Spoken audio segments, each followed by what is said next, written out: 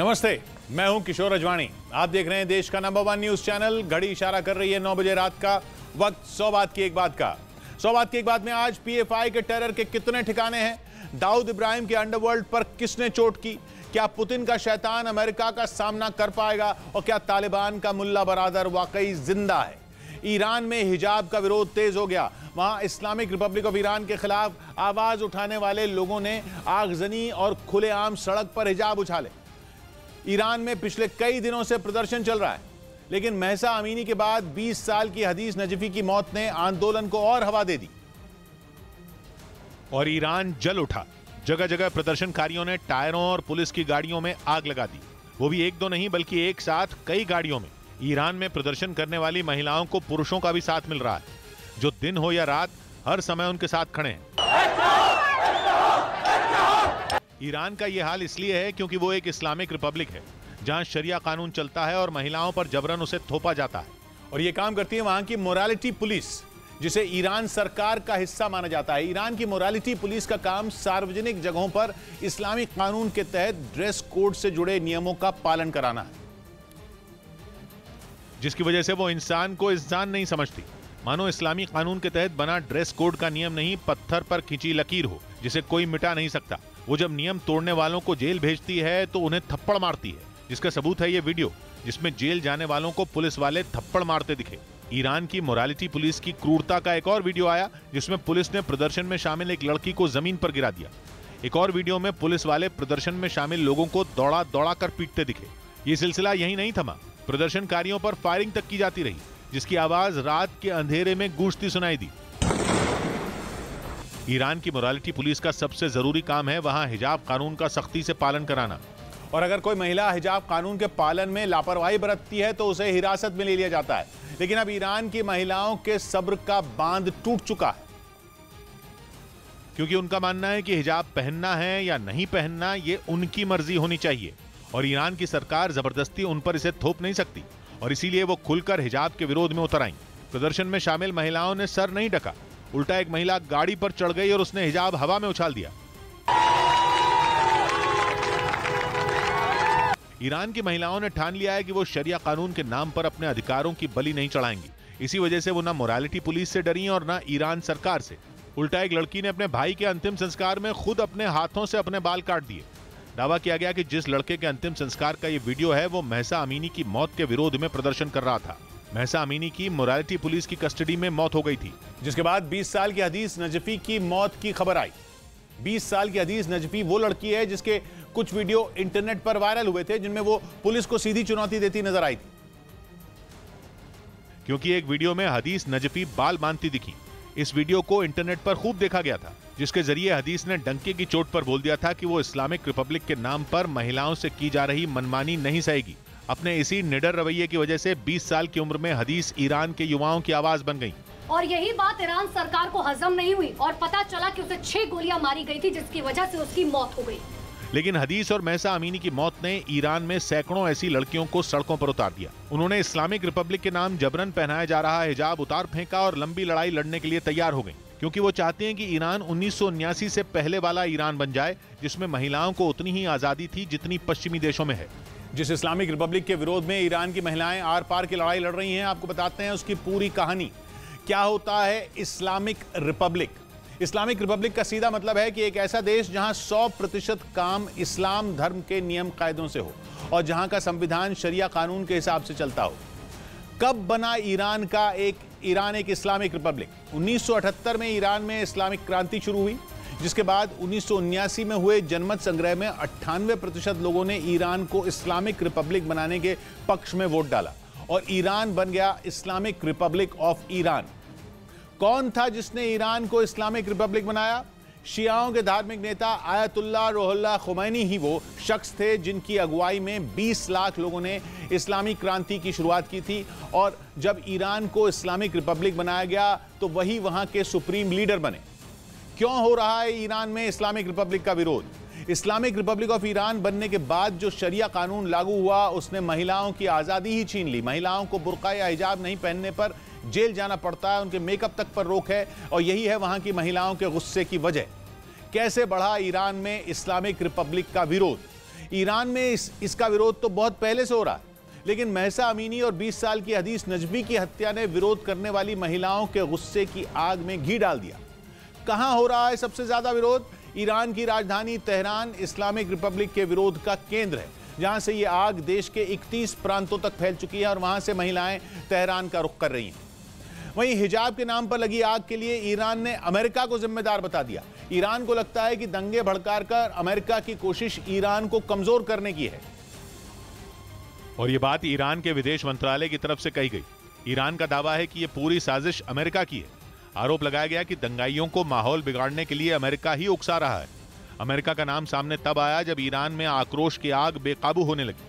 ऊपर से वहां के प्रदर्शनकारियों के निशाने पर अब ईरान के राष्ट्रपति ही नहीं, सुप्रीम लीडर भी आ गए। ईरान की कोशिश थी कि कुछ दिनों के लिए इंटरनेट को बंद करके आग को फैलने से रोका जा सके, लेकिन स्टारलिंक के इंटरनेट ने ईरान की उस कोशिश को भी नाकाम कर दिया। इलॉन मस्क की कंपनी स्टारलिंक का इंटरनेट शुरू होने के पीछे भी अमेरिका की सरकार ही है। इसीलिए ईरान को लगने लगा है कि यह पूरी साजिश अमेरिका के इशारे पर ही रची जा रही है। ऊपर से ईरान पर चौतरफा दबाव बढ़ रहा है।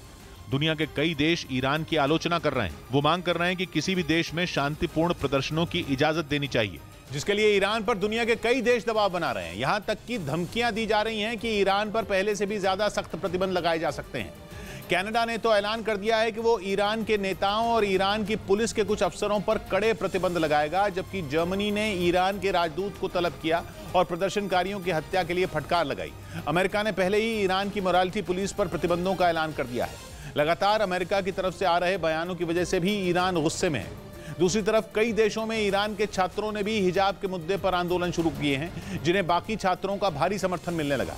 ऊपर से परेशानी यह है कि ईरान की पुलिस की विरोध प्रदर्शनों को काबू में करने की हर कोशिश नाकाम हो रही है। बल्कि ऐसी घटनाएं लगातार सामने आ रही हैं जिनकी वजह से ईरान की पुलिस पर लोगों का गुस्सा और भड़के। महसा अमीनी के बाद प्रदर्शन में शामिल होने वाली कई लड़कियों की मौत की खबर आ चुकी है। हिजाब विरोधी प्रदर्शनों में शामिल हुए कुल 41 लोगों की मौत की खबरें आ चुकी हैं। यही वजह है कि लोगों का गुस्सा कम होने का नाम नहीं ले रहा। शुरुआती दिनों में तो आंदोलनकारी हिजाब जरूरी करने वाले कानून का विरोध कर रहे थे, महिलाओं की आजादी से जुड़ी मांगे भी थी, लेकिन अब तो आंदोलन काफी आगे बढ़ गया है। अब तो वहां के सुप्रीम लीडर और राष्ट्रपति ही आंदोलनकारियों के निशाने पर हैं। ईरान पहले से सख्त आर्थिक प्रतिबंधों का सामना कर रहा है। ईरान पर गुपचुप तरीके से परमाणु बम तैयार करने और आतंकी संगठनों की मदद करने के आरोप लगते रहे हैं, लेकिन इस बार ईरान में भड़का गृह युद्ध बीते कई दशकों का सबसे बड़ा संकट माना जा रहा है। इधर राजस्थान कांग्रेस में जारी सियासी संग्राम और तेज हो गया। अशोक गहलोत के समर्थन वाले विधायकों के रुख पर मचे घमासान के बीच सचिन पायलट दिल्ली पहुंच गए। सचिन जी, अजय माकन जी से आपकी बात हुई थी, क्या बातें हुई आपकी? इस बीच खबर है कि गहलोत खेमे के कुछ विधायकों ने अपने सुर बदल लिए। माना जा रहा है कि पार्टी हाईकमान के सख्त रवैये को देखते हुए उन्होंने ऐसा किया। जो भी उनके निर्णय होंगे मैं उस निर्णय के साथ। इस बीच राजस्थान सरकार के मंत्री राजेंद्र सिंह हुड्डा खुलकर सचिन पायलट के समर्थन में उतर आए। राजस्थान का मुख्यमंत्री सचिन जी पायलट के अलावा दूसरा राजस्थान में सरकारी पीढ़ नहीं कर सकती। इस बीच खबर है कि यूक्रेन के युद्ध के बीच अमेरिका का पुतिन के शैतान से सामना हो सकता है। पुतिन का शैतान यानी वो खतरनाक परमाणु सर्मात मिसाइल जिसे नेटो सेटन यानी शैतान के नाम से पुकारता है। अभी अप्रैल में ही रूस ने यह मिसाइल टेस्ट किया था और तभी अमेरिका में खलबली मची है, लेकिन खबर है कि रूस अमेरिकी टीम को सर्मात मिसाइल के इंस्पेक्शन के लिए मंजूरी देने पर राजी हो गया है। और रूस की ये मंजूरी अमेरिका और उसके बीच धधकती आग को बुझाने के लिए पानी डालने का काम कर सकती है। रूस यूक्रेन पर हमला करने से पहले ही बार बार अपने परमाणु हथियारों की धमकी देता आ रहा है। वहीं अमेरिका उसे ऐसा करने पर अंजाम भुगतने की चेतावनी दे रहा है। ऐसे में इस तनातनी के बीच अमेरिकी इंस्पेक्शन टीम को सर्मात मिसाइल को देखने देने के लिए हामी भरना रूस का बहुत बड़ा फैसला है। हालांकि इसमें वक्त लगेगा और ये फरवरी 2024 से पहले नहीं हो पाएगा, क्योंकि तब तक अमेरिका की इंस्पेक्शन टीम को सर्मात मिसाइल दिखाने की सारी तैयारी की जाएगी और फिर अमेरिका को अपनी आंखों के आगे रूस की सर्मात मिसाइल का दम देखने को मिलेगा। अमेरिका के लिए यह बड़ा मौका होगा, क्योंकि रूस दावा करता है कि सर्मात ऐसी इंटरकॉन्टिनेंटल बैलिस्टिक मिसाइल है जो सिर्फ उसकी ही नहीं बल्कि सबसे ज्यादा रेंज वाली पूरी दुनिया की सबसे ताकतवर मिसाइल है। क्योंकि पुतिन के इस हथियार का मुकाबला मुमकिन ही नहीं। कहा जा रहा है कि रूस की इस मिसाइल को मार गिराने वाला एयर डिफेंस सिस्टम बना ही नहीं है। वो इसलिए क्योंकि सर्मात मिसाइल की स्पीड 25,000 किलोमीटर प्रति घंटा से भी ज्यादा है और उसकी रेंज है 18,000 किलोमीटर, यानी अमेरिका भी उसकी जद में है। और तो और वो एक साथ 12 परमाणु बम छोड़ सकती है, जिनमें हर बम 550 किलोटन जितना भारी हो सकता है। दूसरे विश्व युद्ध के दौरान अमेरिका ने जापान के हिरोशिमा पर 15 किलोटन का बम गिराया था। अब जरा सोचिए कि अगर 15 किलोटन का बम हिरोशिमा को बर्बाद कर सकता है तो 550 किलोटन का बम क्या तबाही लाएगा। इसी वजह से कहा जा रहा है कि अगर सरमाद मिसाइल एक बार चल गई तो फ्रांस के साइज जितने देश को दुनिया के नक्शे से मिटा देगी। अब सवाल यह है कि रूस अपने ऐसे ब्रह्मास्त्र का टॉप सीक्रेट अपने दुश्मन अमेरिका के आगे कैसे उजागर कर सकता है, क्योंकि इससे तो उसका ही नुकसान है। तो बात यह है कि रूस अमेरिका के साथ एक संधि से बंधा हुआ है। इस संधि का नाम है न्यू स्टार्ट, यानी new strategic arms reduction treaty, जो कि अमेरिका और रूस दोनों के लिए ही फायदे का सौदा है। 2011 में हुई न्यू स्टार्ट संधि ऐसा सुरक्षा समझौता है जो कि दोनों देशों के परमाणु हथियारों पर कुछ लिमिट लगाता है। उस लिमिट को लागू करने के लिए रूस और अमेरिका एक दूसरे के परमाणु ठिकानों का इंस्पेक्शन भी कर सकते हैं। एक साल में 18 इंस्पेक्शन किए जा सकते हैं, लेकिन कोरोना की वजह से मार्च 2020 से ये इंस्पेक्शन बंद है। हालांकि अमेरिका अब इंस्पेक्शन शुरू कराने के लिए रूस से बात करने में लगा था और लग रहा है कि उसकी कोशिश रंग लाई। इधर दिल्ली हाई कोर्ट से आम आदमी पार्टी को बड़ा झटका लगा। अदालत ने दिल्ली के एलजी वीके सक्सेना की अर्जी को मंजूर कर लिया। साथ ही आम आदमी पार्टी और उसके नेताओं को एलजी के खिलाफ किए गए ट्वीट को 48 घंटों के अंदर हटाने का आदेश भी दे दिया। हाईकोर्ट के आदेश के बाद बीजेपी भी आम आदमी पार्टी पर हमलावर हो गई। सत्य एक बार पुनः स्थापित हुआ है और आम आदमी पार्टी और केजरीवाल जी के झूठ को जनता ने देखा है कि आम आदमी पार्टी ने बीजेपी पर पलटवार किया और इस मामले में हाईकोर्ट के फैसले को चुनौती देने की बात कही। हम वकीलों से चर्चा करेंगे और चर्चा करने के बाद जो आगे हमारा नेक्स्ट स्टेप होगा वो हम आपको बताएंगे। उधर चीन के फाइटर जेट J-15 की एक तस्वीर ने पूरी दुनिया में हंगामा खड़ा कर दिया। दावा किया गया कि यह तस्वीर अमेरिका के सबसे घातक वॉरशिप के ऊपर से उड़ान भरने के दौरान की है। मतलब यह कि सुपर पावर अमेरिका अपने जिस वॉरशिप को सबसे खतरनाक बताता है, चीन का जहाज उससे ठीक ऊपर से उड़ान भर गया। वीडियो कहां का है यह साफ नहीं है, लेकिन माना जा रहा है कि यह वीडियो दक्षिण चीन सागर का हो सकता है, क्योंकि अमेरिका के जिस वॉरशिप की बात हो रही है वो दक्षिण चीन सागर में तैनात बताया जा रहा है। वीडियो उस वक्त आया है जब ताइवान के मुद्दे पर अमेरिका और चीन में टकराव बना हुआ है। अमेरिका लगातार चीन को चेतावनी दे रहा है। दूसरी तरफ चीन अमेरिका को ताइवान से दूर रहने की नसीहत दे रहा है। दक्षिण चीन सागर एक ऐसा इलाका है जहां चीन और अमेरिका का टकराव पहले से बना हुआ है। अमेरिका की कोशिश है कि वहां पूरी ताकत लगा दी जाए जिससे चीन को दादागिरी करने से रोका जा सके। लेकिन चीन के J-15 फाइटर जेट का अमेरिका की वॉरशिप के ठीक ऊपर से गुजरना कुछ और ही कहानी कह गया। ये कुछ ऐसा ही है जैसे बिना बोले पूरी दुनिया में अमेरिका का मजाक उड़ाया गया हो। और चीन की तरफ से यह बताने की कोशिश की गई हो कि अगर जंग की नौबत आ गई तो अमेरिका उसका कुछ नहीं बिगाड़ पाएगा। हैरानी की बात यह है कि इस तस्वीर पर अमेरिका की तरफ से अब तक कोई सफाई तक नहीं दी गई और ना ही इस तस्वीर को झूठा बताया गया। मतलब यह कि अमेरिका इस बात को समझ ही नहीं पा रहा कि आखिर चीन का एक फाइटर जेट उसे चुनौती देकर कैसे जा सकता है, क्योंकि अमेरिका भी जानता है कि उसके जंगी जहाज के ऊपर से गुजरना कोई मामूली बात नहीं है। जिस वॉरशिप की बात हो रही है उसका नाम अर्ली बर्ग क्लास है। ये हर तरह के हमलों का जवाब देने में सक्षम है। अमेरिका की नौसेना के दावों को सही माने तो ये वॉरशिप पूरी नौसेना की तैनाती के बराबर है। Anti submarine, anti missile weapon system इस वॉरशिप की खासियत है। इसके अलावा हवा में मार करने वाली और सतह पर मार करने वाली मिसाइलें भी इस पर तैनात हैं। सुनकर बिल्कुल ऐसा लगता है कि इस वॉरशिप के करीब से परिंदा भी गुजर नहीं सकता, लेकिन चीन से आई एक तस्वीर ने अमेरिका का गुरूर और दुनिया का वहम तोड़ दिया, जो अमेरिका के लिए सबसे बड़ी चिंता की बात है। आमतौर पर जिन भी इलाकों में तनाव होता है वहां सेनाएं एकदम अलर्ट रहती हैं, एक दूसरे के करीब से बिल्कुल भी नहीं गुजरती।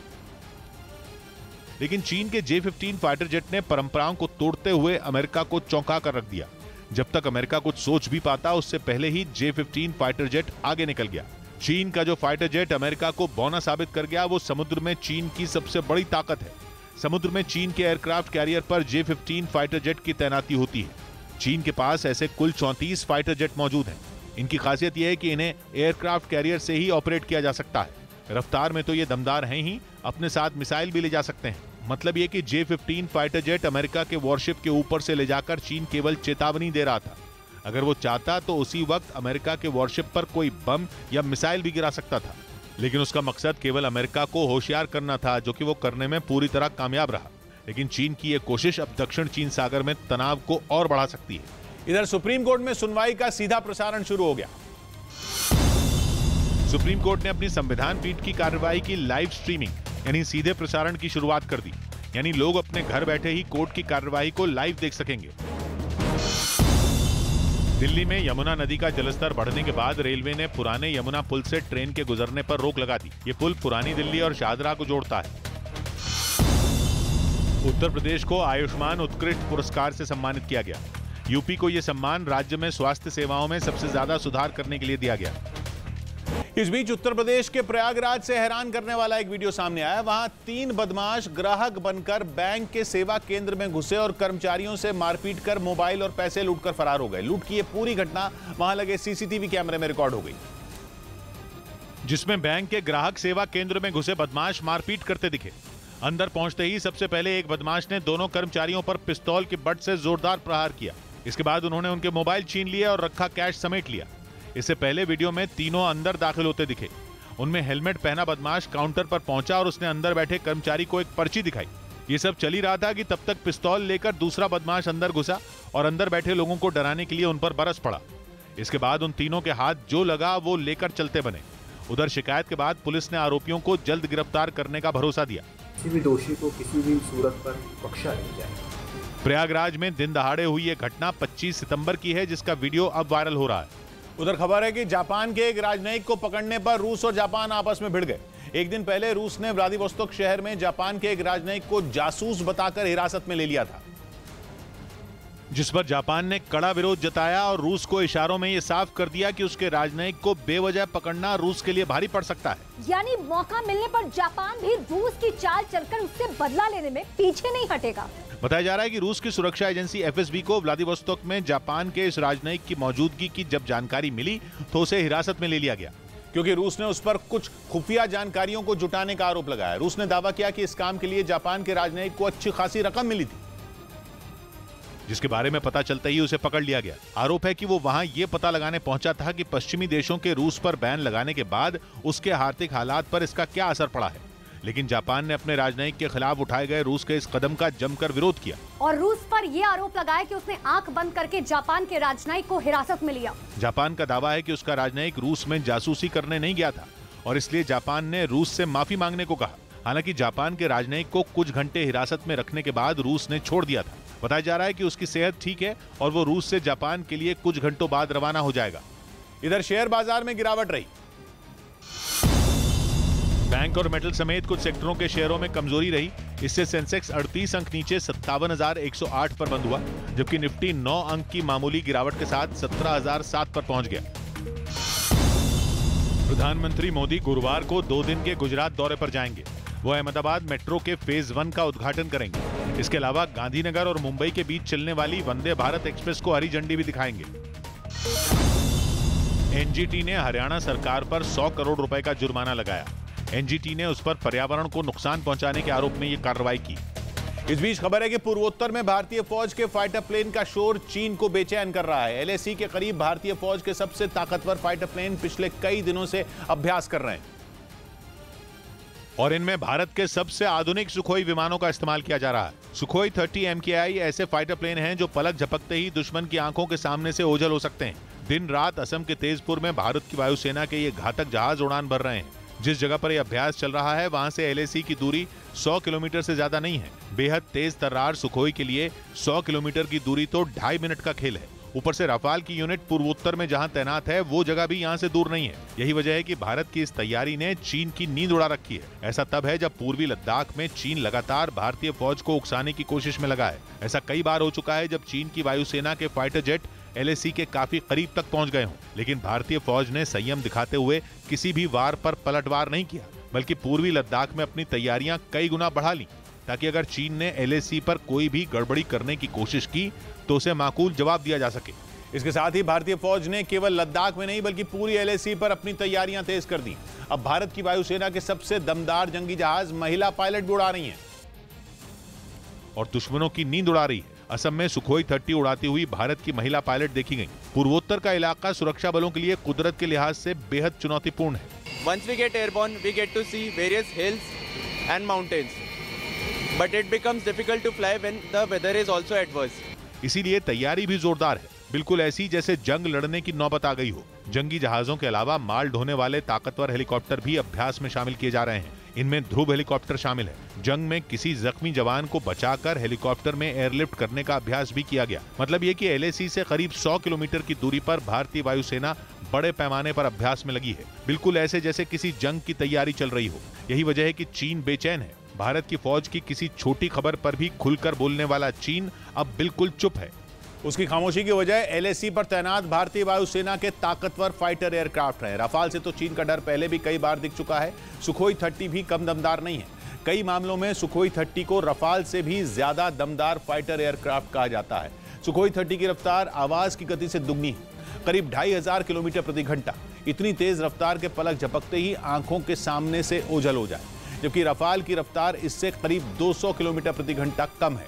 सुखोई 30 में अलग अलग मिसाइल और बम रखने के 12 स्लॉट हैं, जिनमें ताकतवर हथियार तैनात किए जा सकते हैं। इसी साल सुखोई में ब्रह्मोस मिसाइल का एक नया वर्जन भी लगाकर टेस्टिंग की गई है। ब्रह्मोस का वो नया वर्जन खासतौर पर सुखोई में लगाने के लिए ही तैयार किया गया है, जिसकी वजह से ब्रह्मोस और भी ज्यादा घातक बन चुका है। दूसरी तरफ नया सुखोई 30 किसी भी तरह के रेडार को चकमा देने में बेजोड़ है। उधर LAC पर चीन से निपटने के लिए भारतीय सेना ने 100 K9 वज्र तोपें खरीदने की तैयारी कर ली। भारत के दबाव में चीन झुक चुका है और LAC के पास PP-15 से उसकी सेना वापस जा चुकी है।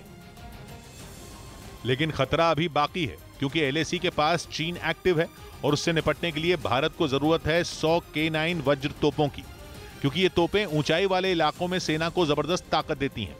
वैसे K9 वज्र तोपें 38 किलोमीटर तक मार कर सकती हैं, लेकिन जैसे ही ये 16,000 फीट की ऊंचाई वाले इलाकों में पहुंचती हैं, ये क्षमता 50 किलोमीटर हो जाती है। वैसे पहले भारतीय सेना ने इन तोपों को पाकिस्तान को ध्यान में रखकर रेगिस्तान के इलाके में इस्तेमाल के लिए खरीदा था, लेकिन अब भारतीय सेना 100 अतिरिक्त K9 गन खरीद रही है और सिर्फ चीन को ध्यान में रखकर, और इनकी तैनाती हाई ऑल्टीट्यूड इलाके में की जाएगी। क्योंकि 100 K9 वज्र जैसे ही LAC के पास तैनात होंगी, चीन के पैरों तले जमीन खिसक जाएगी, क्योंकि वो अक्सर LAC में घुसपैठ की फिराक में रहता है। गलवान हिंसा चीन की इन्हीं चालों का नतीजा थी, जिसके बाद भारत ने कई K9 वज्र LAC पर तैनात कर दी थी। लेकिन चीन की चालों से साफ है कि अभी और K9 वज्र की जरूरत है। K9 वज्र भारत में बनी है और दक्षिण कोरियाई होवित्जर K9 थंडर का इंडियन वर्जन है। ये तोप चारों तरफ घूमकर हमला कर सकती है और 50 टन वजन की इस तोप से 47 गोले फेंके जा सकते हैं। और इसीलिए कहा जाता है कि K9 वज्र ऊंचाई वाले इलाकों का ब्रह्मास्त्र है, क्योंकि इसे वहां हराना करीब करीब नामुमकिन है। यानी ये तोपें चीन की शामत बन सकती हैं और ऊंचाई पर घुसपैठ की फिराक में बैठे चीन को पटकनी दे सकती हैं। इधर बदसलूकी के आरोपी श्रीकांत त्यागी का पुराना विवाद फिर खड़ा हो गया। नोएडा में महिला से बदसलूकी के आरोपी श्रीकांत त्यागी पर फिर अपने फ्लैट के सामने पेड़ लगाने का आरोप लगा। इसके बाद पुलिस और प्रशासन के लोग उनकी हाउसिंग सोसाइटी में पहुंचे और इस दौरान श्रीकांत त्यागी के परिवार ने वहां रहने वाले दूसरे लोगों पर भी अवैध तरीके से पेड़ लगाने का आरोप लगाया, जिसके बाद प्रशासन ने सभी को 48 घंटों के अंदर ऐसे सभी पेड़ों को अपने आप हटाने का निर्देश दे दिया। श्रीकांत त्यागी के घर के ठीक बाहर इस तरह से जो पेड़ लगाए गए हैं, इनको लेकर यहाँ पर जमकर हंगामा हुआ। जम्मू कश्मीर के कुलगाम में पुलिस ने एक दिन पहले मारे गए पाकिस्तानी आतंकी से बड़ी मात्रा में हथियार बरामद किए। दक्षिण अफ्रीका और मेजबान भारत के बीच शाम 7 बजे से तिरुवनंतपुरम में पहला T20 मैच खेला जाएगा। उधर किम जोंग उन के मिसाइल टेस्ट के जवाब में अमेरिका और दक्षिण कोरिया ने मिलकर सैन्य अभ्यास किया। इससे पहले उत्तर कोरिया ने प्योंगयांग के पास कम दूरी तक जाने वाली बैलिस्टिक मिसाइल का टेस्ट किया था, जिसका जवाब देने के लिए दक्षिण कोरिया और अमेरिका एक साथ आ गए और सैन्य अभ्यास शुरू कर दिया। जो वीडियो सामने आया उसमें समुद्र के बीच अमेरिका के सबसे ताकतवर जंगी जहाज USS रोनाल्ड रेगन पर बोइंग CH-47 चिनूक हेलीकॉप्टर सुरक्षित लैंडिंग करता दिखा। इस दौरान वहां अमेरिका और दक्षिण कोरिया की नौसेना के कई अफसर मौजूद रहे। हालांकि दोनों देशों के बीच 5 साल में इस तरह का ये पहला युद्ध अभ्यास है और माना जा रहा है कि किम आने वाले दिनों में और मिसाइल टेस्ट कर सकते हैं, क्योंकि वो अमेरिका और दक्षिण कोरिया के सैन्य अभ्यास को उत्तर कोरिया पर आक्रमण की तैयारी के तौर पर देखते हैं। लेकिन दोनों देशों की नौसेना ने मिलकर यह अभ्यास इसलिए किया ताकि वो किम को यह दिखा सकें कि वो उत्तर कोरिया को जवाब देने की क्षमता रखते हैं। दक्षिण कोरिया का अमेरिका की सेना के साथ मिलकर 29 सितंबर तक युद्ध अभ्यास होना है, यानी कि 4 दिन तक चलने वाले सैन्य अभ्यास के दौरान दोनों देशों की नौसेना उत्तर कोरिया को उनकी ताकत की झलक दिखा देंगी। बताया जा रहा है कि इस अभ्यास में अमेरिका और दक्षिण कोरिया के 20 से ज्यादा जहाज और एयरक्राफ्ट हिस्सा लेंगे। इधर चुनाव चिन्ह पर उद्धव गुट को सुप्रीम कोर्ट से राहत नहीं मिली। शिवसेना के चुनाव चिन्ह के मुद्दे पर उद्धव ठाकरे गुट को सुप्रीम कोर्ट से बड़ा झटका लगा। अदालत की संविधान बेंच ने चुनाव आयोग के फैसले लेने पर रोक लगाने वाली उसकी याचिका खारिज कर दी, जिसके बाद चुनाव आयोग शिवसेना के सिंबल पर फैसला कर सकता है। असल में एकनाथ शिंदे गुट का दावा है कि असली शिवसेना वो है, इसीलिए ये चुनाव चिन्ह उसे मिलना चाहिए। बीजेपी अध्यक्ष जेपी नड्डा और गृह मंत्री अमित शाह 8 अक्टूबर को असम के दौरे पर जाएंगे, जहां वो पार्टी दफ्तर का उद्घाटन करेंगे। साथ ही कई दूसरे कार्यक्रमों में भी शामिल होंगे। मध्य प्रदेश के गुना में जमीन विवाद में 2 पक्षों के बीच मारपीट हुई। इस दौरान कुछ लोगों पर आगजनी करने का भी आरोप लगा। बताया गया कि इस मारपीट में 10 से ज्यादा लोगों को चोटें आई हैं। इस बीच खबर है कि पुतिन ने दागिस्तान में भड़के विद्रोह को कुचलने की जिम्मेदारी चेचन कमांडर रमजान कादिरोव को दे दी। पिछले हफ्ते ही पुतिन ने यूक्रेन से जंग लड़ने के लिए बड़ी संख्या में सैनिकों को तैयार रहने का आदेश दिया था, जिसके बाद दागिस्तान में विरोध की आग भड़क उठी। पुतिन के इस फैसले के खिलाफ लोग सड़कों पर उतर आए। ऐसे में रूसी राष्ट्रपति ने एक बार फिर अपने सबसे भरोसेमंद कमांडर रमजान कादिरोव को इस विद्रोह को कुचलने का जिम्मा दे दिया। ये कोई पहली बार नहीं है जब पुतिन ने कादिरोव पर भरोसा जताया हो। जंग के दौरान जब भी रूसी सेना के सामने मुसीबत खड़ी हुई, चेचन लड़ाकों ने हालात को काबू करने में पूरा जोर लगा दिया। रमजान कादिरोव पुतिन के वो कमांडर हैं जो पुतिन का एक इशारा मिलते ही अपने लड़ाकों के साथ यूक्रेन की जंग में कूद पड़े थे। और कादिरोव को ही पुतिन ने मारियोपोल शहर पर कब्जा जमाने के लिए खुली छूट दी थी, जिसके बाद चेचन लड़ाकों ने मारियोपोल को तबाह करके रख दिया। और ये सब उन्होंने रमजान कादिरोव के एक इशारे पर किया। चेचन लड़ाकों ने मारियोपोल में इतनी बर्बरता दिखाई, या यूं कहें कि इतनी तबाही मचाई कि पूरा शहर ही खंडहर में तब्दील हो गया था। कई हफ्तों तक जंग लड़ने के बाद कादिरोव ने मारियोपोल को जीतकर पुतिन को तोहफा दिया था। इसके बाद कादिरोव और उनके लड़ाके यूक्रेन के पूर्वी हिस्से डॉनबास पर कब्जा जमाने में जुट गए थे और वहां के अलग अलग हिस्सों में रूसी सेना के साथ मिलकर कादिरोव के लड़ाके यूक्रेन की सेना पर कहर बनकर टूटे। और अब एक बार फिर पुतिन ने कादिरोव को दागिस्तान में हो रहे प्रदर्शन को दबाने का जिम्मा सौंप दिया। बताया जा रहा है कि इसके लिए लड़ाकों की एक विशेष टुकड़ी को ट्रेनिंग देने का काम जारी है। और जब उनकी ट्रेनिंग पूरी हो जाएगी तब उन्हें दागिस्तान भेजा जाएगा, ताकि शहर में हो रहे पुतिन के जोरदार विरोध को कुचल दिया जाए। वहां हालात इतने बिगड़ चुके हैं कि हंगामे को देखते हुए पुलिस ने मोर्चा संभाला तो प्रदर्शनकारी और पुलिस वाले आमने सामने आ गए। हालांकि दागिस्तान एक ऐसी जगह है जहां हमेशा से रूस के खिलाफ विद्रोह होता रहा है। दागिस्तान रूस के दक्षिणी हिस्से में आता है और ये रूस का ही एक प्रांत है, लेकिन इसे रूस की सरकार ने गणराज्य की मान्यता दी है। दागिस्तान का एरिया 50,000 स्क्वायर किलोमीटर है और दावा तो यहां तक किया जा रहा है कि दागिस्तान में लोगों के गुस्से के पीछे असली मास्टरमाइंड ज़ेलेंस्की हैं। उधर बेलारूस के राष्ट्रपति के एक बयान पर पुतिन को शर्मिंदगी उठानी पड़ गई। ब्रिटेन के अखबार डेली मेल ने दावा किया कि बेलारूस के राष्ट्रपति लुकाशेंको ने पुतिन के फैसले पर सवाल खड़े कर दिए, जिससे पुतिन एकदम हैरान हो गए। असल में लुकाशेंको पुतिन के यूक्रेन में सैनिकों को बढ़ाने के फैसले पर बात कर रहे थे। इस दौरान उन्होंने उस सैटेलाइट तस्वीर का जिक्र किया जिसमें हजारों लोग रूस छोड़कर जाते दिख रहे थे। उन्होंने दावा किया कि यूक्रेन में भेजे जाने के डर से हजारों लोगों ने देश छोड़ दिया। 30 тысяч, 50 тысяч. लेकिन पुतिन के हाव भाव बदलते ही लुकाशेंको ने बात घुमा दी। उन्होंने दावा किया कि जंग के डर से देश छोड़ने वाले लोग हमारे हो ही नहीं सकते। Только надо принять решение, что с ними делать. Или пусть едут сюда, или пусть кормятся там. पुतिन ने यूक्रेन में जरूरत पड़ने पर अपनी सेना को बढ़ाने का दावा किया था, जिसके लिए रूस के लोगों को तैयार रहने को कहा गया था। पश्चिमी मीडिया का आरोप है कि इसके बाद से वहां से लोग जान बचाने के लिए भागने लगे, जिसकी वजह से रूस की जॉर्जिया से लगने वाली सीमा पर कारों की कतार देखने को मिली। वहीं दावा किया गया कि पिछले कुछ दिनों में रूस के सैकड़ों लोग देश छोड़कर निकल गए, जिससे वहां हवाई टिकटें मिलना तक मुश्किल हो गया। इधर पंजाब विधानसभा का विशेष सत्र बुलाया गया। मुख्यमंत्री भगवंत मान ने विधानसभा में अपनी सरकार का विश्वास मत पेश किया। असल में कुछ दिन पहले आम आदमी पार्टी ने पंजाब में बीजेपी पर उसके कुछ विधायकों को खरीदने की कोशिश का आरोप लगाया था। बीजेपी लोगों का विश्वास तोड़ रही है। सदन में मौजूद बीजेपी के दोनों विधायकों ने पंजाब सरकार के इस प्रस्ताव का विरोध किया और वहां से वॉकआउट कर दिया। विधानसभा के अंदर पंजाब के रियल इशू नहीं, बल्कि वो अपने एमएलए की अग्नि परीक्षा या कमिटमेंट लेना चाहते हैं। इस बीच पंजाब सरकार ने एक दिन के लिए बुलाए गए इस विशेष सत्र को सोमवार तक बढ़ाने का फैसला लिया। वहीं प्रयागराज की इलाहाबाद यूनिवर्सिटी में फीस बढ़ने की वजह से जारी बवाल और तेज हो गया। प्रदर्शन कर रहे कुछ छात्रों ने विरोध जताने के लिए भू समाधि लेने का ऐलान कर दिया, जिसके लिए वो गड्ढे खोदने लगे। लेकिन इसी दौरान वहां पुलिस पहुंच गई और फिर छात्रों के साथ उनकी धक्का मुक्की शुरू हो गई। कभी पुलिस छात्रों को बाहर की ओर खींचती तो कभी छात्र उनको धक्का देकर अंदर की ओर भागने लगते। इससे पहले भू समाधि की तैयारी करते हुए वहां एक छात्र ने गड्ढा खोदा, फिर कुछ छात्र एक एक कर उसके अंदर जाकर बैठ गए। तभी पुलिस भी पहुंच गई और उनको बाहर की ओर खींचने लगी, लेकिन वहां मौजूद दूसरे छात्रों ने पुलिस वालों का हाथ पकड़ लिया। लिहाजा जवानों ने भी सख्ती दिखाई और एक एक कर सबको जबरन हटाना शुरू किया। इस आंदोलन को जो भू समाधि के नाम पर यहाँ पर आंदोलन किया जा रहा था, उसको यहाँ पर रोकने की पुलिस और प्रशासन ने पूरी तरह से कोशिश की है।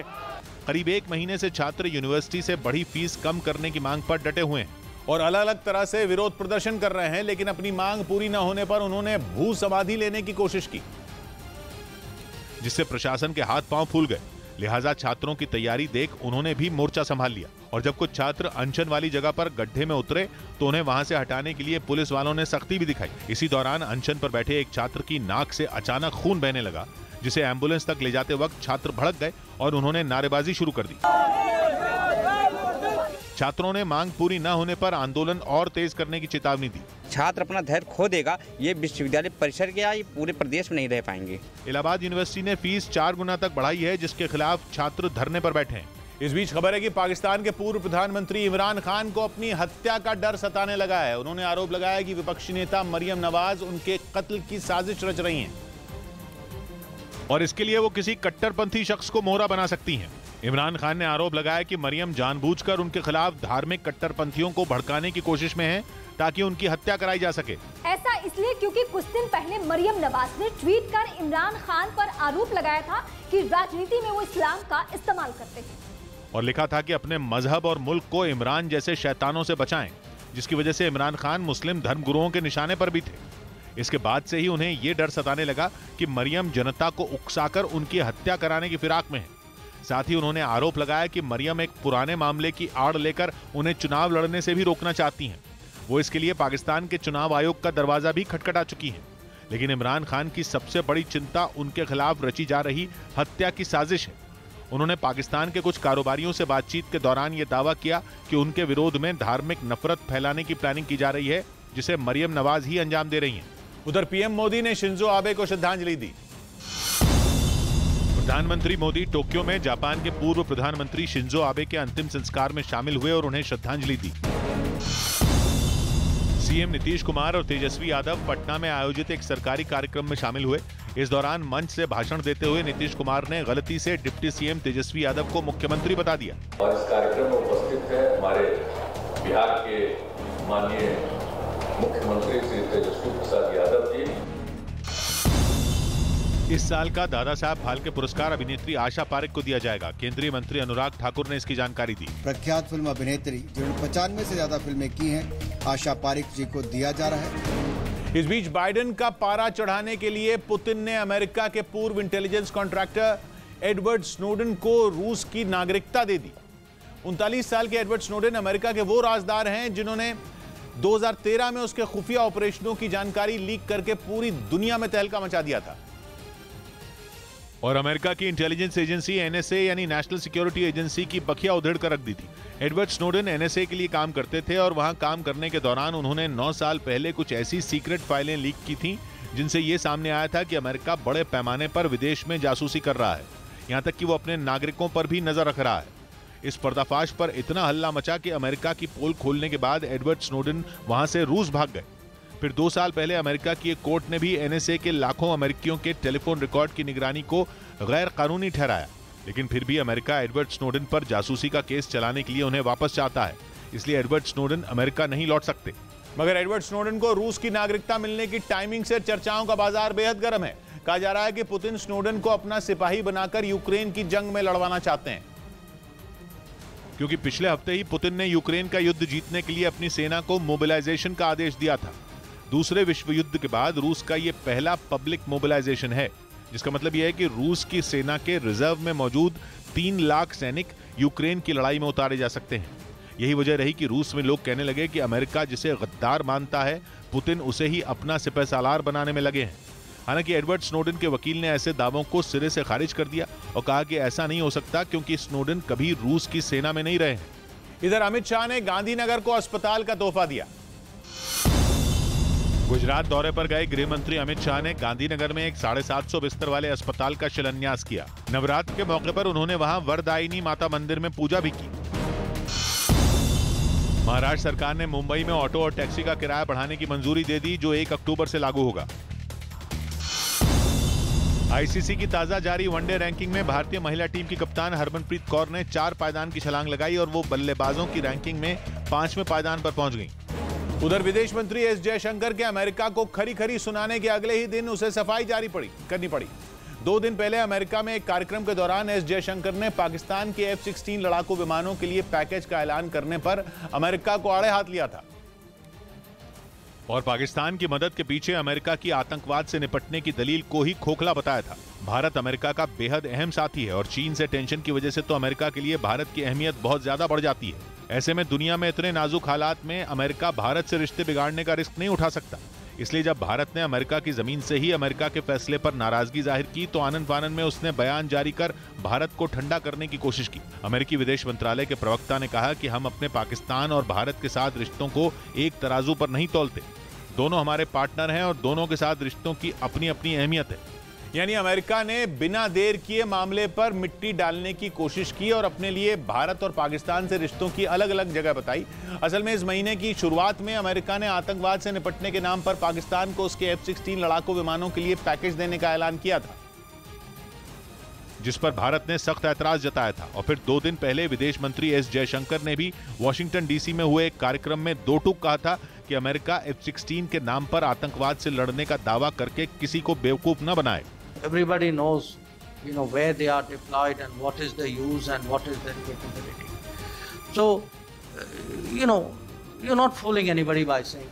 अमेरिका ने पाकिस्तान के साथ 45 करोड़ अमेरिकी डॉलर यानी भारतीय रुपयों में लगभग 3600 करोड़ रुपए की पैकेज डील की है, जिसके तहत पाकिस्तान के पास मौजूद अमेरिकी फाइटर जेट के पुराने होते F-16 के बेड़े को मेंटेन और अपग्रेड किया जाएगा।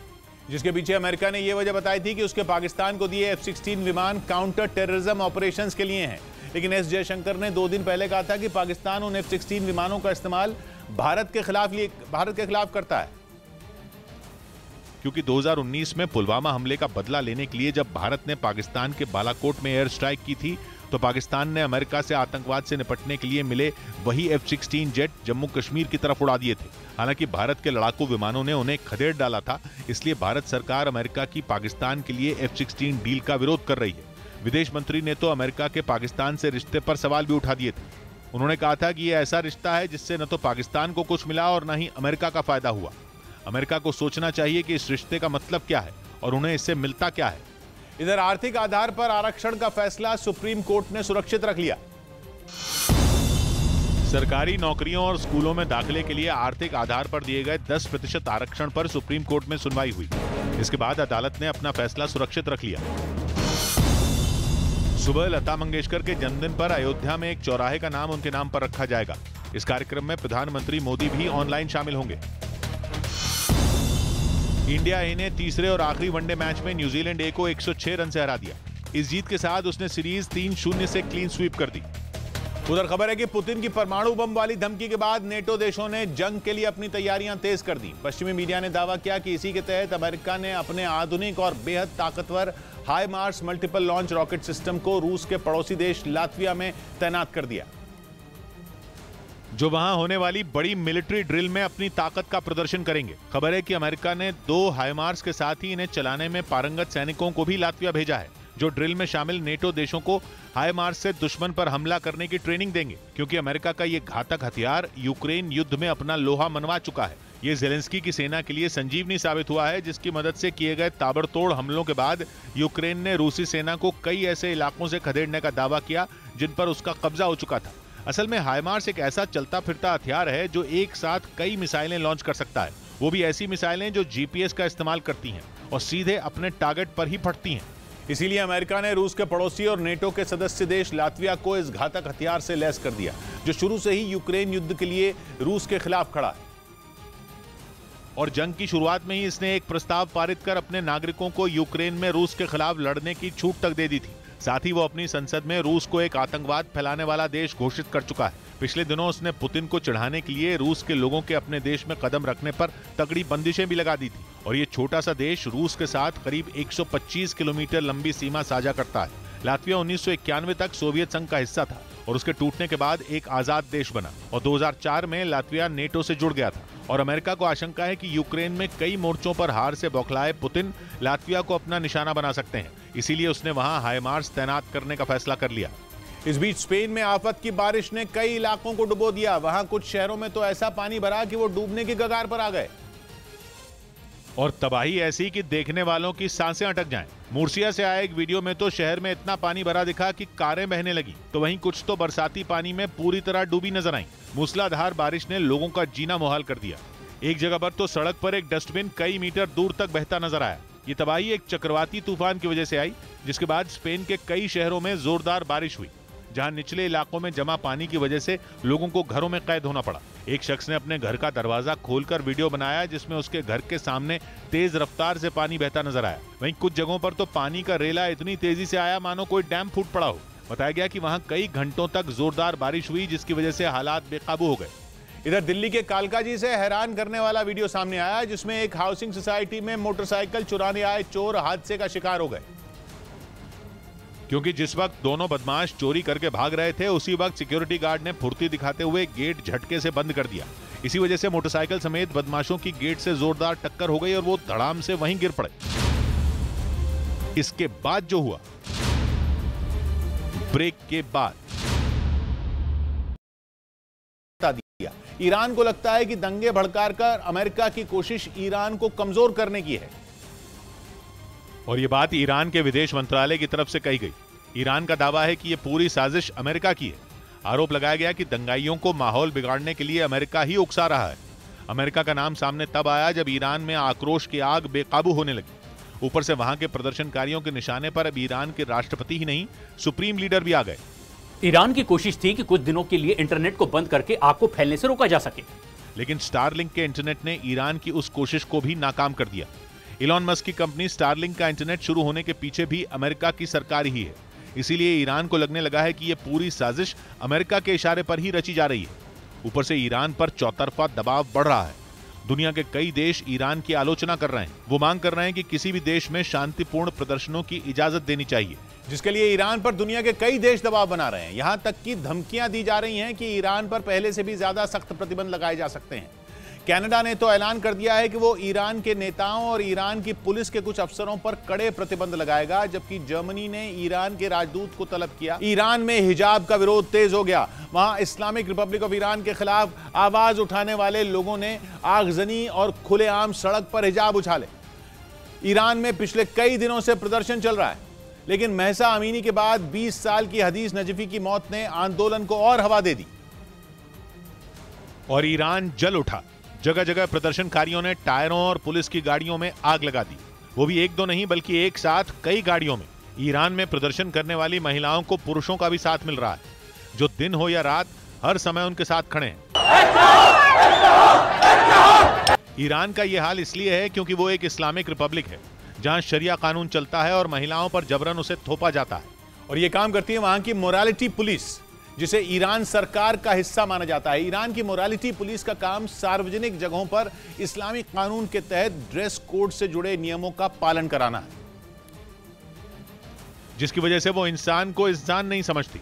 मानो इस्लामी कानून के तहत बना ड्रेस कोड का नियम नहीं, पत्थर पर खिंची लकीर हो, जिसे कोई मिटा नहीं सकता। वो जब नियम तोड़ने वालों को जेल भेजती है तो उन्हें थप्पड़ मारती है, जिसका सबूत है ये वीडियो, जिसमें जेल जाने वालों को पुलिस वाले थप्पड़ मारते दिखे। ईरान की मोरालिटी पुलिस की क्रूरता का एक और वीडियो आया, जिसमें पुलिस ने प्रदर्शन में शामिल एक लड़की को जमीन पर गिरा दिया। एक और वीडियो में पुलिस वाले प्रदर्शन में शामिल लोगों को दौड़ा दौड़ा कर पीटते दिखे। ये सिलसिला यही नहीं थमा, प्रदर्शनकारियों पर फायरिंग तक की जाती रही, जिसकी आवाज रात के अंधेरे में गूंजती सुनाई दी।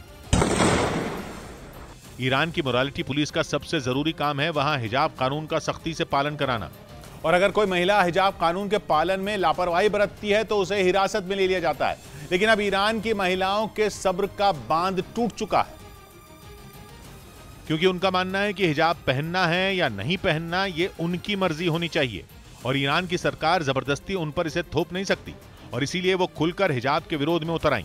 प्रदर्शन में शामिल महिलाओं ने सर नहीं ढका, उल्टा एक महिला गाड़ी पर चढ़ गई और उसने हिजाब हवा में उछाल दिया। ईरान की महिलाओं ने ठान लिया है कि वो शरिया कानून के नाम पर अपने अधिकारों की बलि नहीं चढ़ाएंगी। इसी वजह से वो ना मोरालिटी पुलिस से डरी और ना ईरान सरकार से। उल्टा एक लड़की ने अपने भाई के अंतिम संस्कार में खुद अपने हाथों से अपने बाल काट दिए। दावा किया गया कि जिस लड़के के अंतिम संस्कार का ये वीडियो है वो महसा अमीनी की मौत के विरोध में प्रदर्शन कर रहा था। महसा अमीनी की मोरालिटी पुलिस की कस्टडी में मौत हो गई थी, जिसके बाद 20 साल की हदीस नजफी की मौत की खबर आई।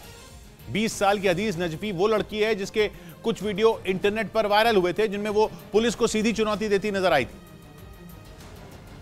क्योंकि एक वीडियो में हदीस नजफी बाल बांधती दिखी।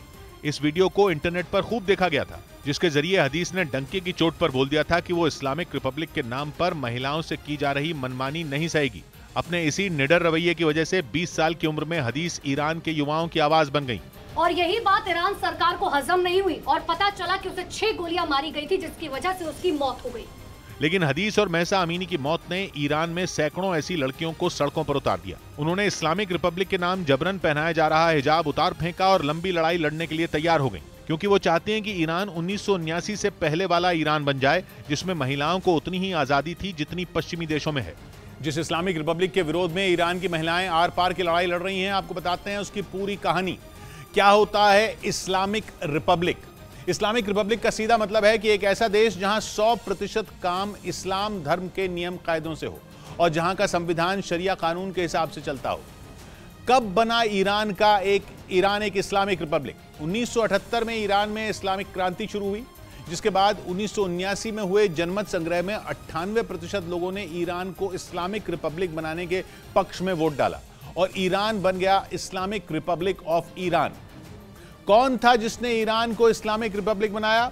शियाओं के धार्मिक नेता आयतुल्लाह रूहुल्लाह खुमैनी ही वो शख्स थे जिनकी अगुवाई में 20 लाख लोगों ने इस्लामी क्रांति की शुरुआत की थी। और जब ईरान को इस्लामिक रिपब्लिक बनाया गया तो वही वहां के सुप्रीम लीडर बने। क्यों हो रहा है ईरान में इस्लामिक रिपब्लिक का विरोध? इस्लामिक रिपब्लिक ऑफ ईरान बनने के बाद जो शरिया कानून लागू हुआ उसने महिलाओं की आज़ादी ही छीन ली। महिलाओं को बुर्का या हिजाब नहीं पहनने पर जेल जाना पड़ता है, उनके मेकअप तक पर रोक है और यही है वहां की महिलाओं के गुस्से की वजह। कैसे बढ़ा ईरान में इस्लामिक रिपब्लिक का विरोध? ईरान में इसका विरोध तो बहुत पहले से हो रहा है, लेकिन महसा अमीनी और 20 साल की हदीस नजफी की हत्या ने विरोध करने वाली महिलाओं के गुस्से की आग में घी डाल दिया। कहां हो रहा है सबसे ज्यादा विरोध? ईरान की राजधानी तेहरान इस्लामिक रिपब्लिक के विरोध का केंद्र है, जहां से ये आग देश के 31 प्रांतों तक फैल चुकी है और वहां से महिलाएं तेहरान का। आज तक से निकले हम मीलों आगे, तो जी और एबीपी न्यूज मिलकर भी हमसे पीछे। प्राइम टाइम में नंबर 1, देश का number 1 news channel, news 18 India. Delhi के कालकाजी से हैरान करने वाला एक वीडियो सामने आया, जिसमें एक हाउसिंग सोसाइटी में मोटरसाइकिल चुराने आए चोर हादसे का शिकार हो गए। क्योंकि जिस वक्त दोनों बदमाश चोरी करके भाग रहे थे, उसी वक्त सिक्योरिटी गार्ड ने फुर्ती दिखाते हुए गेट झटके से बंद कर दिया। इसी वजह से मोटरसाइकिल समेत बदमाशों की गेट से जोरदार टक्कर हो गई और वो धड़ाम से वहीं गिर पड़े। इससे पहले वीडियो में एक कुरियर बॉय हाउसिंग सोसाइटी के गेट से अंदर आता दिखा। इसके बाद उसने दिए गए पते पर सामान डिलीवर करने के लिए मोटरसाइकिल रोकी और चाबी उसी में लगी छोड़कर वो घर की घंटी बजाने लगा। तभी पहले से घात लगाकर बैठे 2 चोरों ने उसकी मोटरसाइकिल स्टार्ट की और वहां से भागने लगे, लेकिन गेट पर तैनात सुरक्षा कर्मी ने चोरों को देख लिया और हिम्मत दिखाते हुए उसने तुरंत गेट बंद कर दिया, जिससे तेज रफ्तार मोटरसाइकिल सीधे गेट से टकरा गई। टक्कर इतनी जोरदार थी कि गेट का एक हिस्सा टूट गया, जबकि दोनों चोर मोटरसाइकिल समेत नीचे गिर गए। एक चोर लोगों के हत्थे चढ़ गया, लेकिन दूसरा फरार हो गया। बाद में उसे पुलिस के हवाले कर दिया गया। गार्ड की सूझबूझ से चोर के पकड़े जाने का ये वीडियो सोशल मीडिया पर वायरल हो गया। उधर अमेरिका पुतिन की परमाणु बम वाली धमकी को हल्के में लेता दिख रहा है।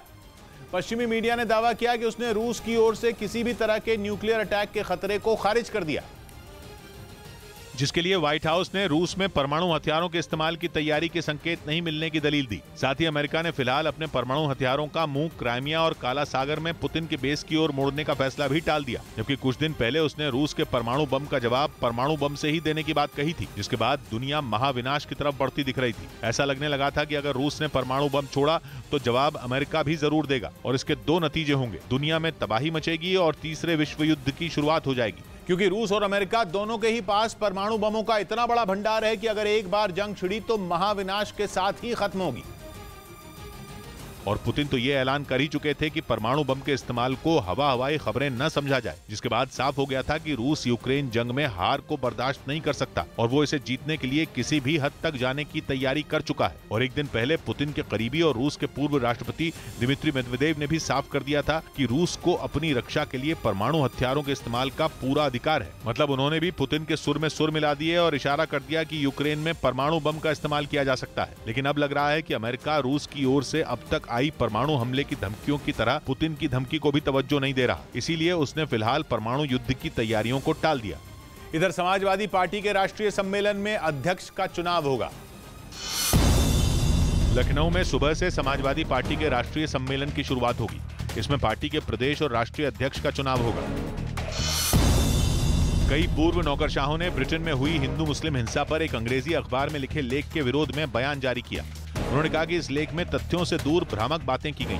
साथ ही आरोप लगाया कि लेखक का असली मकसद मोदी सरकार और दुनिया में हिंदू फोबिया के नाम पर भारत को बदनाम करना है। इंग्लैंड और मेजबान पाकिस्तान के बीच लाहौर के गद्दाफी स्टेडियम में 5वां T20 मैच खेला जाएगा। 7 मैचों की सीरीज में दोनों टीमें 2-2 की बराबरी पर हैं। वहीं महाराष्ट्र के कोल्हापुर जिले में PFI यानी पॉपुलर फ्रंट ऑफ इंडिया के खिलाफ कई हिंदूवादी संगठनों के कार्यकर्ताओं ने जोरदार प्रदर्शन किया। इस बीच टेरर फंडिंग मामले में देश के 8 राज्यों में PFI के अलग अलग ठिकानों पर कार्रवाई की गई और उससे जुड़े करीब 250 लोगों को हिरासत में ले लिया गया। और इसी मुद्दे पर PFI से जुड़े लोगों के विरोध में कोल्हापुर में प्रदर्शन हुआ, जिसमें कई हिंदूवादी संगठनों के कार्यकर्ता सड़कों पर उतर आए। जिन्हें पुलिस वालों ने रोकने की कोशिश की तो पुलिस से उनकी झड़प हो गई। प्रदर्शन के दौरान हिंदूवादी संगठनों के कार्यकर्ताओं ने सड़क पर पाकिस्तान का झंडा बिछा दिया और उस पर गाड़ियां चलवाईं। वो इस कदर भड़के दिखे कि उन्होंने पुलिस की गाड़ी को भी वहां से गुजरने का रास्ता नहीं दिया। यही नहीं, प्रदर्शनकारियों ने एक पुतले पर पाकिस्तान और PFI का झंडा लपेटकर उसमें आग लगा दी। प्रदर्शनकारियों ने अपना गुस्सा जाहिर करने के लिए जलते पुतले की डंडों से पिटाई भी की। ब्रेकिंग न्यूज है, दिल्ली सरकार की शराब नीति पर CBI ने दिल्ली की शराब नीति के केस में पहली गिरफ्तारी की है। CBI ने विजय नायर नाम के आरोपी को गिरफ्तार किया है। विजय नायर को CBI ने इस केस में आरोपी बनाया था। बीजेपी लगातार इस मामले में दिल्ली की केजरीवाल सरकार को घेरती रही है, लेकिन आम आदमी पार्टी ने इन आरोपों को पूरी तरह बेबुनियाद बताया है। आम आदमी पार्टी का आरोप है कि CBI विजय नायर पर डिप्टी CM मनीष सिसोदिया का नाम लेने के लिए दबाव बना रही थी और ऐसा न करने पर विजय नायर को गिरफ्तार किया गया। आम आदमी पार्टी ने विजय नायर पर लगाए गए आरोपों को बेबुनियाद बताया है। विक्रांत हमारे साथ जुड़ रहे हैं। विक्रांत, और क्या पता चल रहा है इस पर? देखिए, इस मामले की पहली गिरफ्तारी है। पिछले काफी दिनों पहले ये केस दर्ज किया गया था और अब लंबी जांच के बाद विजय नायर से पूछताछ भी हुई। CBI मुख्यालय में बुलाकर पूछताछ हुई। उसके बाद विजय नायर को गिरफ्तार किया गया। विजय नायर मुंबई की एक उनकी कंपनी थी जिसके वो CEO थे।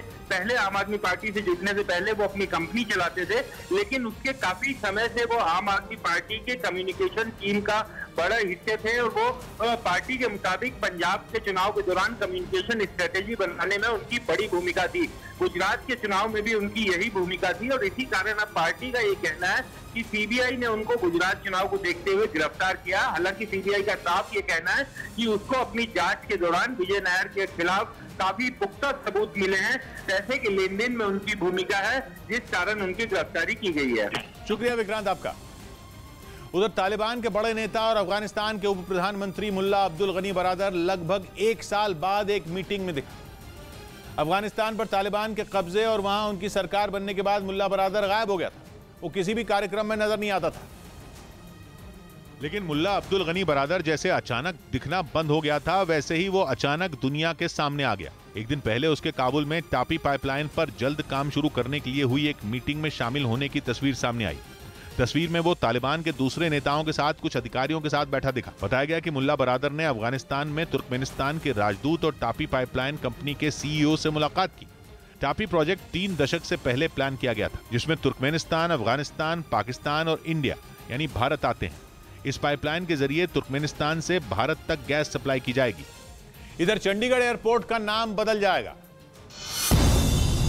सुबह शहीद भगत सिंह की जयंती पर चंडीगढ़ एयरपोर्ट का नाम उनके नाम पर रखा जाएगा। प्रधानमंत्री मोदी ने अपने रेडियो कार्यक्रम मन की बात में इस एयरपोर्ट का नाम भगत सिंह के नाम पर रखने का ऐलान किया था। जम्मू कश्मीर के सब इंस्पेक्टर भर्ती घोटाला मामले में CBI ने 3 और आरोपियों को गिरफ्तार कर लिया। दिल्ली पुलिस ने बीमा पॉलिसी के नाम पर लोगों से लाखों की ठगी करने वाले एक गिरोह का पर्दाफाश किया और इस मामले में 5 आरोपियों को गिरफ्तार कर लिया। इस बीच मुंबई पुलिस ने दाऊद इब्राहिम के एक गुर्गे को गिरफ्तार कर लिया। रियाज भाटी नाम के बदमाश पर मुंबई के कारोबारी से जबरन पैसे वसूलने का आरोप था, जिसकी शिकायत पर मुंबई पुलिस ने उसे अंधेरी इलाके से गिरफ्त में ले लिया। जानकारी के मुताबिक रियाज ने छोटा शकील के साथ मिलकर मुंबई के एक कारोबारी से 60 लाख की फिरौती मांगी थी और पैसे देने पर उसकी कार अपने कब्जे में ले ली थी, जिसके खिलाफ उसने वर्सोवा पुलिस थाने में FIR दर्ज कराई थी। असल में रियाज छोटा शकील का रिश्तेदार है और इसलिए वो दाऊद का भी करीबी माना जाता है। यही वजह है कि पुलिस ने उसे गिरफ्त में ले लिया, जिसके बाद किला कोर्ट ने रियाज की कस्टडी 1 अक्टूबर तक पुलिस को सौंप दी। बताया गया कि इस दौरान पुलिस उससे दाऊद के बारे में पूछताछ करेगी ताकि उस तक पहुंचा जा सके।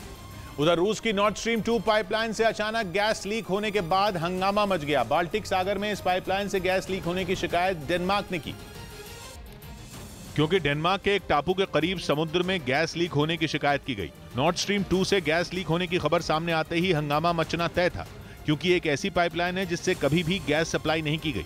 सवाल यह उठने लगा कि आखिर जिस पाइपलाइन में गैस पहुंची ही नहीं, वहां से गैस लीक कैसे हुई। इसीलिए लोगों को इस घटना में साजिश की बू आने लगी। दावा किया जाने लगा कि चीन कोई नया खेल खेल रहा है, यूरोप में कोई नई गड़बड़ी फैलाने की कोशिश है, इसीलिए बाल्टिक सागर में गैस लीक की गई है। हालांकि नॉर्थ स्ट्रीम 2 बनाने वाली कंपनी ने ऐसे आरोपों को गलत बताया और घटना की जांच शुरू करने का दावा कर दिया।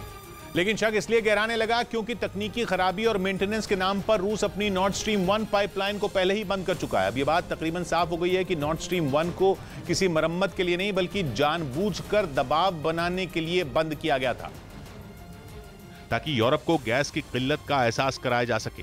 लेकिन नॉर्थ स्ट्रीम 2 पाइपलाइन का मसला इससे बिल्कुल अलग है, क्योंकि नॉर्थ स्ट्रीम 2 पाइपलाइन से कभी गैस की सप्लाई नहीं की गई थी। रूस से जर्मनी तक पहुंचने वाली नॉर्थ स्ट्रीम 2 पाइपलाइन बनाने का काम कई साल से चल रहा था। फरवरी तक ये पाइपलाइन बनकर तैयार भी हो गई थी, लेकिन फरवरी में जैसे ही पुतिन की सेना यूक्रेन में दाखिल हुई, नॉर्थ स्ट्रीम 2 पाइपलाइन का प्रोजेक्ट ठप पड़ गया। पाइपलाइन बनकर तैयार थी और जर्मनी को केवल हरी झंडी दिखानी थी, लेकिन ऐलान हो गया कि नॉर्थ स्ट्रीम 2 पाइपलाइन कभी शुरू नहीं होगी।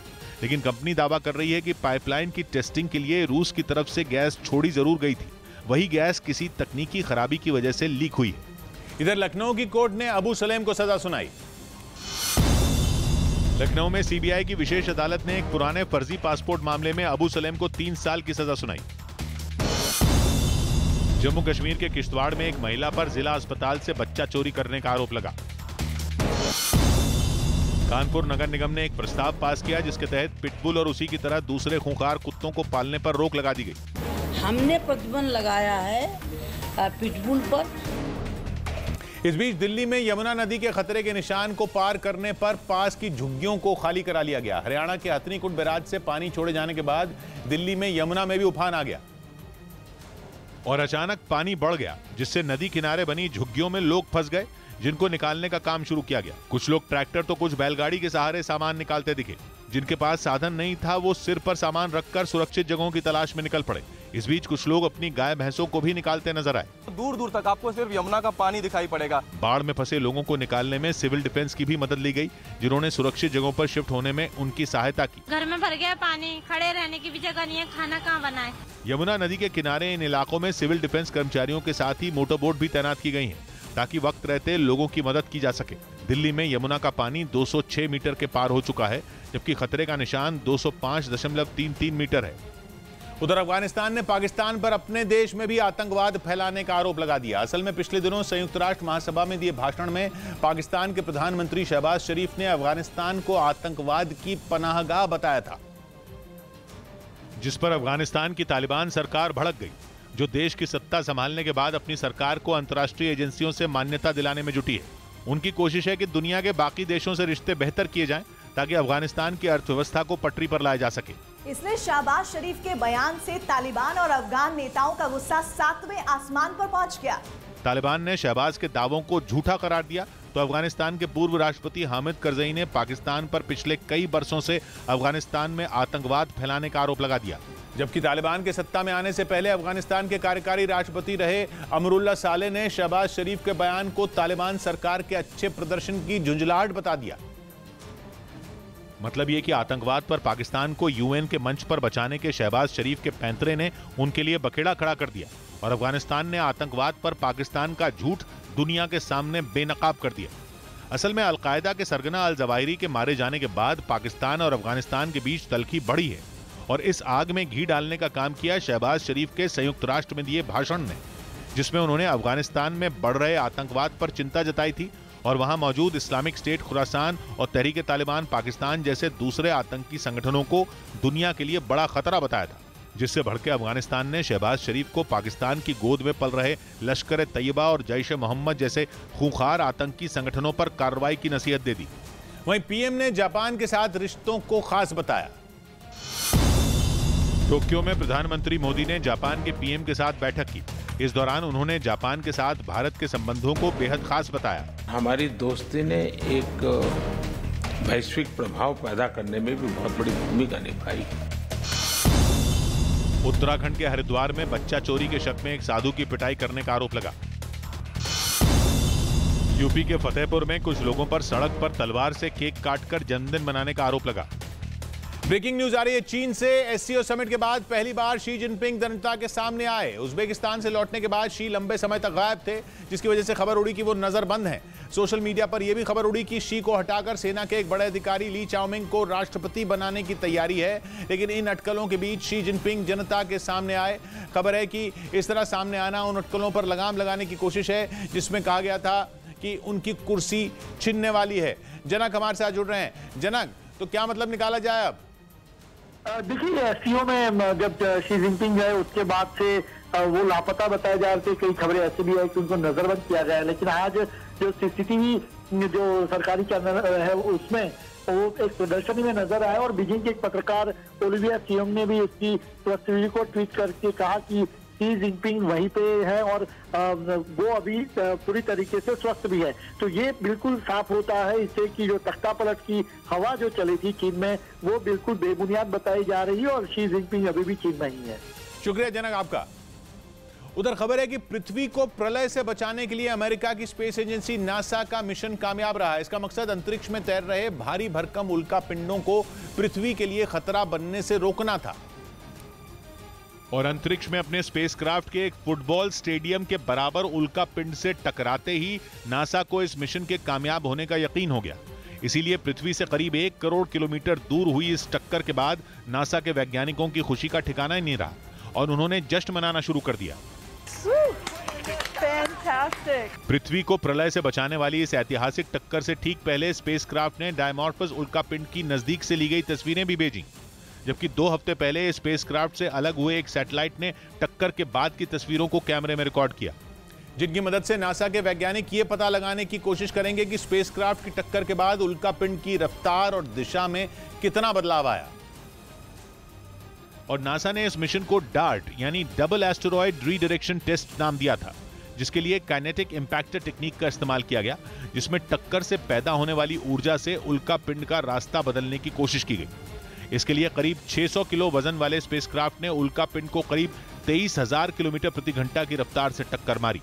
वैज्ञानिकों को उम्मीद है कि इस टक्कर की वजह से पैदा हुई ऊर्जा से करीब 500 करोड़ किलो वजन वाले डायमॉर्फस उल्का पिंड की दिशा में बदलाव आएगा, जो डिडीमॉस नाम के एक बड़े उल्का पिंड का हिस्सा है और उसके चारों ओर चक्कर लगा रहा है। दावा है कि अगर टक्कर से उल्का पिंड की दिशा में 1 डिग्री का भी बदलाव होता है तो ये पृथ्वी को उसकी मार से बचाने के लिए काफी है। और अगर ऐसा हो गया तो भविष्य में पृथ्वी को उसकी ओर बढ़ रहे किसी भी उल्का पिंड की टक्कर से होने वाली तबाही से बचाया जा सकेगा। नासा की एक रिपोर्ट के मुताबिक पृथ्वी के चारों ओर 8,000 से ज्यादा उल्का पिंड मौजूद हैं और इनकी टक्कर पृथ्वी के लिए बड़ा खतरा साबित हो सकती है, क्योंकि इनमें कई उल्का पिंड 460 फीट से ज्यादा चौड़े हैं और इस साइज का एक उल्का पिंड धरती से टकराने पर एक बड़े देश को पूरी तरह बर्बाद करने की ताकत रखता है। और ऐसा कोई उल्का पिंड समंदर में गिरा तो 2011 में जापान में आई सुनामी से खतरनाक आपदा ला सकता है। इसीलिए पृथ्वी को बचाने के इस मिशन में नासा ने करीब $32 करोड़, मतलब भारतीय रुपयों में करीब 2,600 करोड़ खर्च किए। इधर ड्रग्स केस में दिल्ली पुलिस ने 9 लोगों को धर दबोचा। दिल्ली पुलिस के स्पेशल सेल ने एक ड्रग्स तस्करी करने वाले गिरोह को पकड़ा और इस मामले में 9 आरोपियों को गिरफ्तार कर लिया। पिछले हफ्ते में क्राइम ब्रांच ने एनडीपीएस एक्ट के 4 केसेस दर्ज किए हैं, 9 ड्रग ट्रैफिकर्स को अरेस्ट किया। यूपी के मेरठ में बाइक पर आए बदमाशों ने एक आदमी की गोली मारकर हत्या कर दी। मुंबई के पास भिवंडी में एक दीवार गिर गई जिसमें दबने से 4 बच्चों समेत 5 लोग घायल हो गए। यूपी के लखीमपुर में एक गांव में मगरमच्छ मिलने से हड़कंप मच गया। बाद में वन विभाग की टीम ने उसे पकड़ लिया। उधर कनाडा और आयरलैंड जैसे देशों ने अपने यहां बने चीन के पुलिस स्टेशन का विरोध किया और उन्हें अवैध बताया। चीन का दावा है कि उसने ये पुलिस स्टेशन अपने नागरिकों की सहायता के लिए बनाए हैं। लेकिन न कनाडा को चीन पर भरोसा है और न आयरलैंड को। एक रिपोर्ट में दावा किया गया कि कनाडा और आयरलैंड समेत कई देशों में चीन ने अपने पुलिस स्टेशन खोले हैं, जिनमें 3 तो कनाडा के टोरंटो में है। इसके अलावा आयरलैंड की राजधानी डबलिन में भी चीन की कुछ पुलिस चौकियां हैं और चीन कहता है कि उसने इन स्टेशनों को अपने नागरिकों की मदद के लिए बनाया है। लेकिन जैसी चीन की हरकतें हैं उसकी वजह से उस पर यकीन करना मुश्किल है, फिर चाहे वो लाख बार कहे कि उसने ये पुलिस चौकियां विदेश में रहने वाले चीन के लोगों के लिए बनाई हैं। क्योंकि ऑस्ट्रेलिया की एक संस्था ने दावा किया कि अपने नागरिकों के जरिए चीन दूसरे देशों के चुनावों पर असर डाल रहा है और वो पूरे यूरोप में ऐसे पुलिस स्टेशन बनाने वाला है। जिसका मतलब साफ है और वो ये कि यूक्रेन जंग के बाद यूरोप से दूर हो चुका चीन वहां फिर से अपनी पकड़ बनाना चाहता है और इसीलिए चीन केवल पश्चिमी देशों ही नहीं बल्कि यूरोप में भी अपने पुलिस स्टेशन बनाने की प्लानिंग कर रहा है। वो अलग बात है कि कनाडा और आयरलैंड जैसे देशों को चीन की चाल कुछ समझ आ रही है। उन्हें लगने लगा है कि चीन अपने लाखों नागरिकों को यूं ही विदेश में नहीं बसा रहा, बल्कि वो उनके बहाने पहले वहां अपनी पुलिस चौकियां खोलेगा और फिर धीरे धीरे वहां की सियासत को प्रभावित करेगा, जिससे उसका फायदा होगा। इस बीच अमेरिका में चीन के उस प्रोजेक्ट का विरोध हुआ जो 370 एकड़ में फैला होगा। चीन ये प्रोजेक्ट अमेरिका के नॉर्थ डकोटा में शुरू करने का प्लान बना रहा है, जिसका विरोध किया अमेरिका की ड्रोन बनाने वाली एक कंपनी ने, जिसने अमेरिका की सरकार को आगाह किया और 2 टूक बोल दिया कि अमेरिका चीन पर आंख मूंद कर भरोसा ना करे, फिर चाहे उसके आर्थिक फायदे की ही बात क्यों ना हो।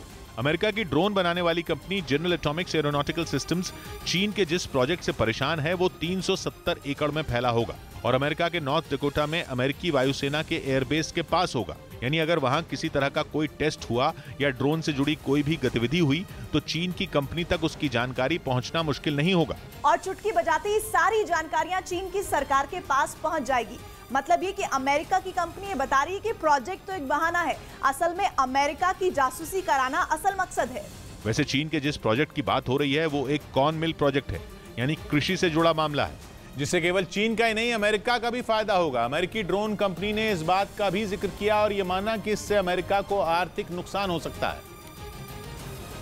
लेकिन उसका यह भी मानना है कि आर्थिक नुकसान सुरक्षा से बड़ा नहीं होता। चीन अमेरिका के नॉर्थ डकोटा में जो मिल खोलना चाहता है उस पर कई महीनों से बहस चल रही है, क्योंकि अमेरिका चीन पर भरोसा ही नहीं कर पा रहा, क्योंकि सुरक्षा का मामला ऐसा है जिस पर चीन धोखे देता रहता है। दोनों देशों के बीच यूक्रेन युद्ध के बाद रिश्ते कुछ खास अच्छे नहीं हैं, या यूं कहें कि दोनों एक दूसरे को अपना दुश्मन मानते हैं और यही बात अमेरिकी कंपनी को चुभ रही है। एक रिपोर्ट में दावा किया गया कि चीन के धोखा देने की फितरत की वजह से अमेरिका प्रोजेक्ट का रिव्यू करने के मूड में है, जिसमें 3 महीने लग सकते हैं। यानी इस समय चीन का प्रोजेक्ट ना इधर का है ना उधर का।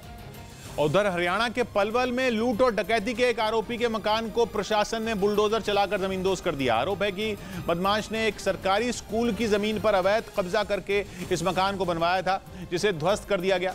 जो तस्वीरें सामने आई उनमें दिखा कि खुदाई करने वाली एक मशीन की मदद से मकान को गिरा दिया गया। इस कार्रवाई के दौरान वहां भारी पुलिस बल तैनात किया गया। प्रशासन और पुलिस के कुछ अफसरों की मौजूदगी में देखते ही देखते पूरा मकान मलबे में तब्दील हो गया। पुलिस के मुताबिक 2009 में बदमाश पर लूट और डकैती के 2 अलग अलग मामले दर्ज किए गए थे और उस पर 5000 रुपए के इनाम का ऐलान भी किया गया था। इधर गुवाहाटी में हुए एयर शो में वायुसेना ने दम दिखाया। गुवाहाटी में एयर शो के दौरान वायुसेना की सूर्य किरण एरोबैटिक टीम ने आसमान में कई हैरतअंगेज करतब दिखाए।